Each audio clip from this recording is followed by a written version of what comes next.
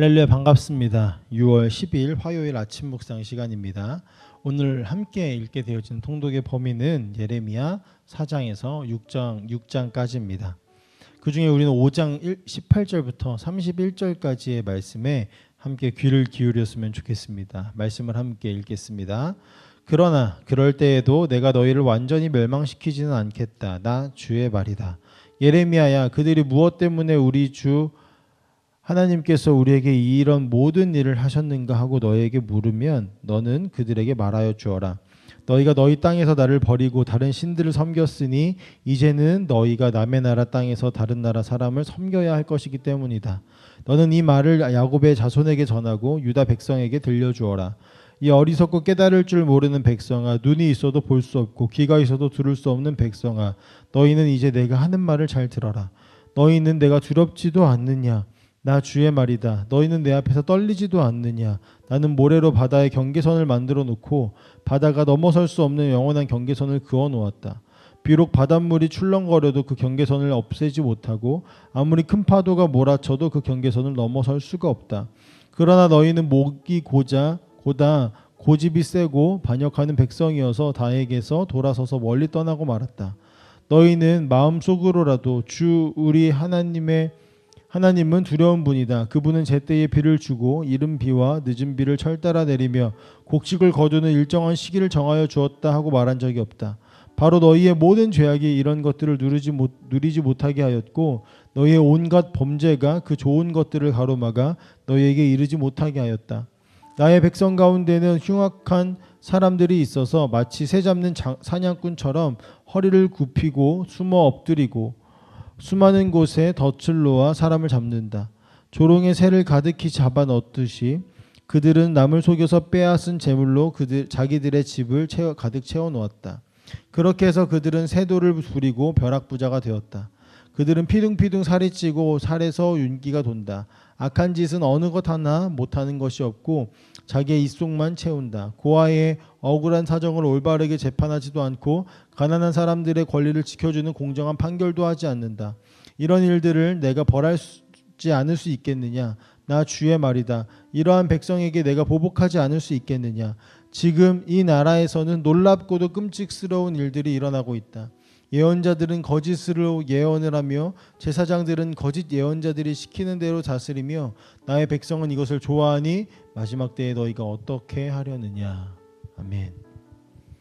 오늘 우리가 읽은 이 5장 18절부터 31절까지의 말씀에는 예레미야서에서 우리가 반복적으로 보게 되어질 하나님의 탄식과 백성의 완고한 타락, 그리고 지도자의 더 심한 타락과 회복을 향한 하나님의 끈질긴 사랑을 담고 있습니다.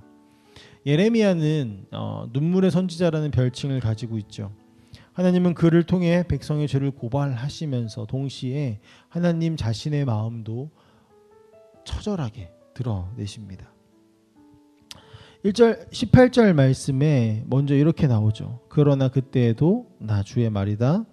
내가 너희를 완전히 멸하지는 않겠다. 이 구절은요, 우리가 앞에서 읽은 그리고 뒤에서 읽게 되어질 예레미야서를 읽으면서 계속 반복적으로 느껴지게 되어질 그 암울함 속에서 붙잡게 되어질 빛이 되는 말씀입니다. 하나님의 심판의 선언 중에 터져나오는 자비의 목소리이죠. 하나님은 유다의 백성의 죄악을 지적하시지만 동시에 이렇게 말씀하시는 겁니다. 완전히 멸하지는 않겠다라는 거예요. 이것은 남은 자들을 위한 약속이고 복음의 전조입니다. 비록 죄로 인한 심판을 받지만 하나님은 자비를 거두시지는 않는다라는 겁니다. 이 땅의 모든 심판 너머에 회복의 은혜가 기다리고 있다라는 희망의 메시지이기도 한 것이죠.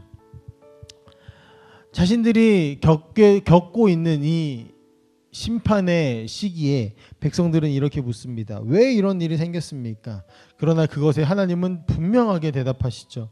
너희가 나를 버리고 다른 신들을 섬겼기 때문이다 라는 겁니다.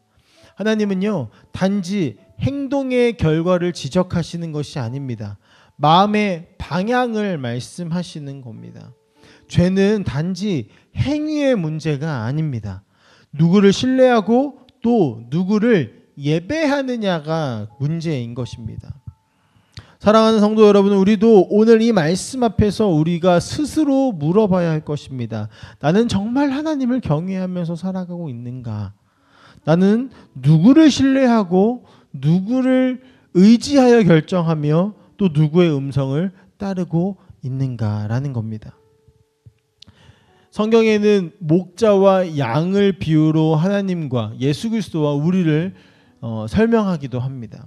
목자를 따르는 양, 온전히 목자만을 신뢰하는 양이 되어야 하는 것입니다. 누구를 신뢰하고 누구의 음성을 따르고 있는지 돌아봤으면 좋겠습니다. 이제 하나님은 백성의 상태에 대해서 그들의 마음이 문제라고 지적을 하시는데 행동 이전에 마음이 이미 떠났다라는 겁니다. 우리가 계속 반복적으로 교회에서 들려지고 있는 이야기가 하나 있습니다. doing이 먼저가 아니라 being이 먼저다라는 표현입니다. 행동이 먼저가 아니라 존재가 먼저라는 겁니다. 마음이 어디로 향하고 있느냐에 따라서 우리의 행동은 달라진다라는 것이죠. 그들은요, 이 이스라엘 백성들은 비를 내려주시는 하나님을 잊어버렸습니다. 풍성한 수확을 주시는 분도 무시해버렸습니다. 그러면서도 종교의 외형은 유지하고 있었다라는 거예요. 바로 여기에 하나님이 아파하신 이유가 등장하는 겁니다.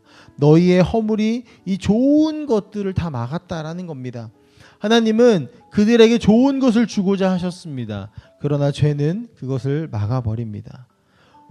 이 지점에서 예수 그리스도를 통해서 들려져 오는 좋은 소식, 복음이 빛이 납니다. 왜냐하면 우리에게 막혀져 있는, 이제는 결코 뚫고 들어가고 넘어갈 수 없는, 지나갈 수 없는 그 길에 예수 그리스도께서 다시금 그 길을 열어주셨기 때문입니다.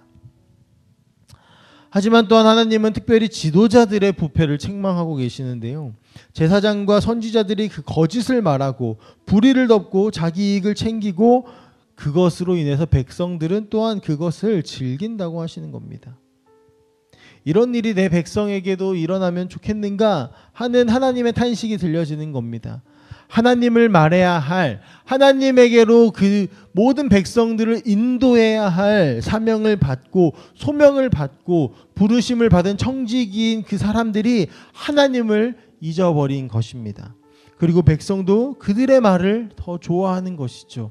하나님이 빠져있는 그들의 말이 백성들의 귀에는 더욱더 달콤하게 들려졌던 것입니다. 그리고 이 말씀이 우리에게 주는 경고는 하나이고 명확합니다. 우리 교회는 정말 복음이 들려지는가? 또한 우리는 따라가고 있는가? 그리고 나는 하나님의 말씀보다 세상의 말을 더 귀 기울여 즐거이 듣고 있지 않는가입니다.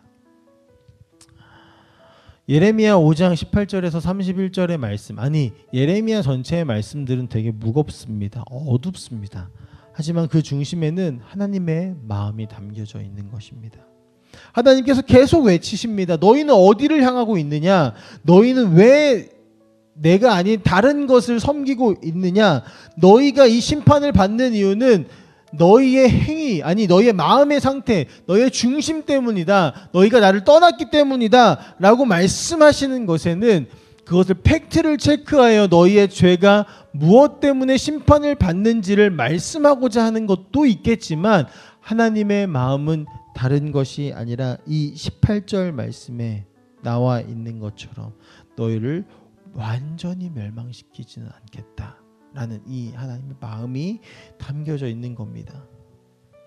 죄를 보시고 그 죄인을 심판하셔야 되는 하나님이시지만 또한 절대로 결코 죄인을 버리지 않으시는 인자하신 하나님, 사랑의 하나님, 심판하시되 남은 자를 위해 피할 길을 준비하시는 그 하나님, 그 길이 누구입니까? 바로 예수 그리스도입니다. 그분께서 심판을 대신 받으시고 우리를 다시 하나님께로 돌아올 수 있도록 만드셨습니다. 오늘 우리가 붙잡을 말씀이 이것이겠죠. 18절 말씀, 내가 너희를 완전히 멸망하지는 않겠다. 이 은혜 안에서 헛된 의지, 거짓 피난처, 외식적인 신앙을 다 버리고 하나님 앞에 정직하고 온전한 예배자로 서는, 온전한 이 하나님만을 신뢰하며 살아가는 오늘 하루가 되시기를 간절히 소망합니다. 함께 기도하겠습니다. 사랑의 하나님 아버지, 감사합니다. 하나님, 우리에게 말씀하십니다. 너희는 누구를 섬기고 있느냐라고요.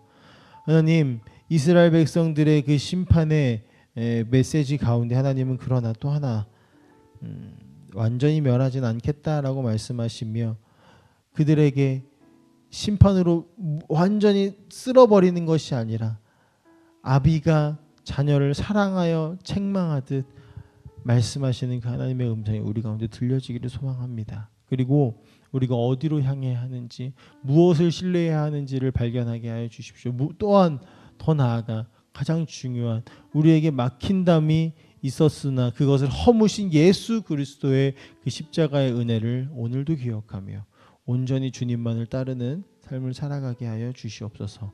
예수님의 이름으로 기도합니다. 아멘.